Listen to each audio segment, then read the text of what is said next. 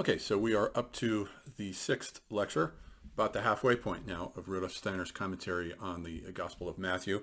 And now, so we saw last time how we have these two different genealogies that Steiner reconciles by hypothesizing that there are these two different Jesus boys. In the Luke Gospel, we have 77 generations traced back down from Jesus all the way back to Adam. And then in the Matthew Gospel, we have the 42 generations. And this would have been the teaching of the 42 generations and the purification of the bloodline through that process of losing its hereditary imperfections. It would have been one of the teachings of this individual, an Essene named Jesus ben Pandira, who would have taught the Essenes this, as well as the 42 stages of initiation necessary for the Essenes to go through this process of seeing into the physical and the etheric body that is being prepared for ultimately the reincarnation of Zarathustra here. That's what's going on. So there are two groups actually who are aware, the Essenes 100 years before the birth of Christ, who are aware that he's coming and are sort of preparing the way for him in terms of the physical and etheric body. And then the individuals pertaining to the Luke child that's descended through the Nathan line. It's best to just refer to them as the Solomon Luke and the Nathan Luke. And so then we have, and Steiner points out, 77 generations is not that many generations to go back from Jesus all the way to Adam, the first man. And he says Adam is the earth man and refers to his Lemurian epoch, which is the epoch that comes before the Atlantean, which is when human beings begin to first incarnate into physical bodies. And so Adam refers back to that period. But with regard to these 77 generations, he says that actually there is a principle whereby we can only remember back nowadays to our earliest infancy, but individuals from the period prior to Abraham were able to remember actually not only their own memories, but also the memories of their father, their grandfather. They could go back for a ways, and these individuals might also are designated under Noah, for example, might refer to several individuals. There may have been several Noahs or several Enochs. So there are sort of individuals sharing the same name and the same sort of memory cluster that they can tap into. And then there's another generation that comes along, which is designated by another name that refers to the group that is able to share the same memory cluster. I'm not sure whether they repeat the names or not. Thomas Mann does mention this in his novel, his very great novel, Joseph and His Brothers, where he retells the Joseph story from the book of Genesis, and he talks about how there may have been a number of different Abrams that the legend, or Abrahams, that the legends and myths conflate together into the deeds of a single historical character. So these are common names, many of these names. The name Jesus, for example, was quite common. It's the same as the name for Joshua. Those are the same name, and it was a very common name, as was Mary and Joseph. These were all already common names before these individualities came onto the stage. So these are, then we have the astral body and the ego then being prepared through the Luke, the Nathan boy, who is recounted in the 77 generations of the Luke Gospel. And then, so we have Zarathustra now, who has already, Steiner always recaps, he begins every lecture with a recap. Zarathustra has already bequeathed his astral body to Hermes Tot, the founder of the Egyptian epoch, and his etheric body to Moses. And now he needs to make ready at some point for a purified physical body, which is why in the Matthew Gospel they go through all this trouble over the 42 generations for him on his behalf. But nonetheless, he did reincarnate, Steiner says, in the 6th century, which is one of the dates that is given for him, 600 BC, thereabouts, as a Chaldean priest who was a teacher of the Hebrews during their captivity. When they were taken captive by the Babylonians, he is one of their teachers, and his name there was Zarathos, or alternatively it's given as Nazarathos. And he founded a school there called the Nazarite tradition.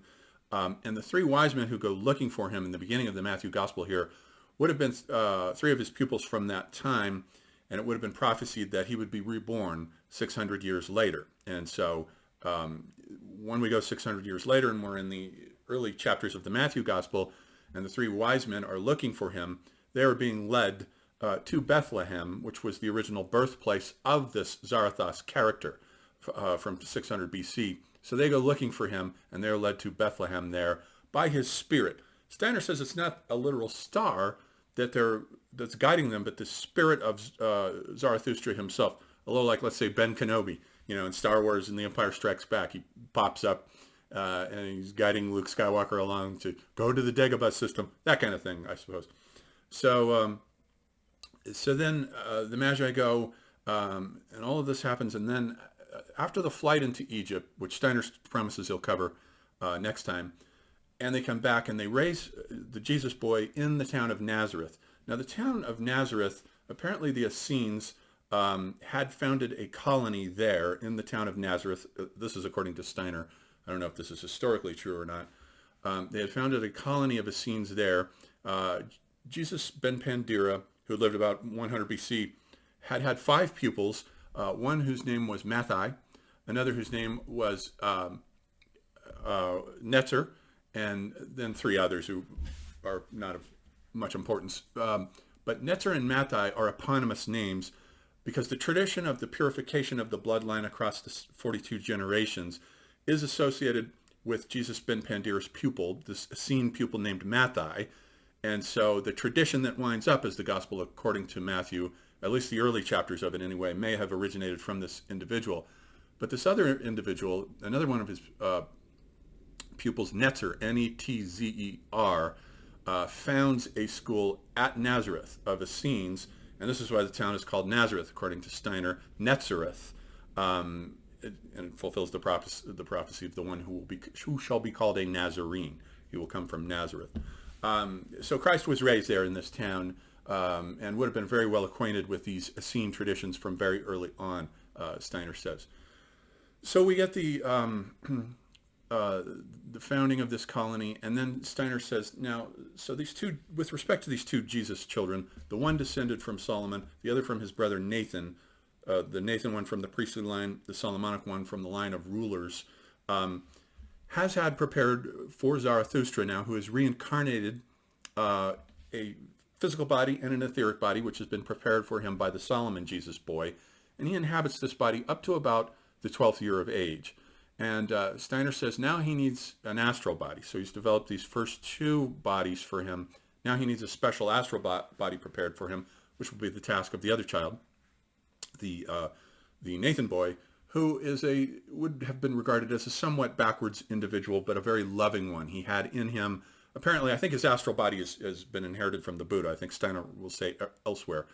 And his nature was that of a compassionate and loving individual, but not necessarily particularly bright, which is why it startles the parents when they find him teaching in the temple at the age of 12 years old. And Steiner says that the astral body in his pedagogical model, where we get from the child from 0 to 7 at the change of the teeth, develops the physical body, and then in the second phase, from 7 to 14, develops the etheric body, and then at 14, for the next 7 years, develops the astral body. He says that due to certain circumstances in the climate of this area, the astral body could sometimes develop a little bit earlier, closer to the age of 12, as it does apparently in the cases of these 2 Jesus boys, who he says also had the 2 parents had the same names, Joseph and Mary, and Steiner says, well, these were common names at this time, as well as Jesus. They both have children named Jesus, although one of them has a large family, and the other one, I think the Nathan boy, is a loner. And so the Solomon boy then when the other boy turns 12, they're just about the same age. Then the Zarathustra ego from the Solomon boy transmigrates into the body of the Nathan boy, and the Solomon boy then dies. Steiner says he just physically wastes away. He says it's possible for an individual to go on living for a time with just a physical body, an etheric body, and an astral body, but without an ego, but not for very long, and so the boy just wasted away. So they lose him. And the 2 boys grew up, according to Steiner, relatively within the same vicinity. But then all of a sudden they find the Nathan Jesus, who now has the ego of Zarathustra inhabiting his physical body, etheric body, and astral body, all of which now have been prepared. And so the 2 are made one, Steiner says, and now we just have this boy who then from the age of 12 begins these teachings in the temple and will be the vehicle for the receptacle at the age of 30 for the descent then of the Christ being, which will be, the Christ being will displace the Zarathustra ego at the moment when John the Baptist baptizes the full-grown Nathan boy. So that's it for this chapter. And then I believe in the next chapter we'll actually be moving on forward with the actual narrative of the Matthew Gospel.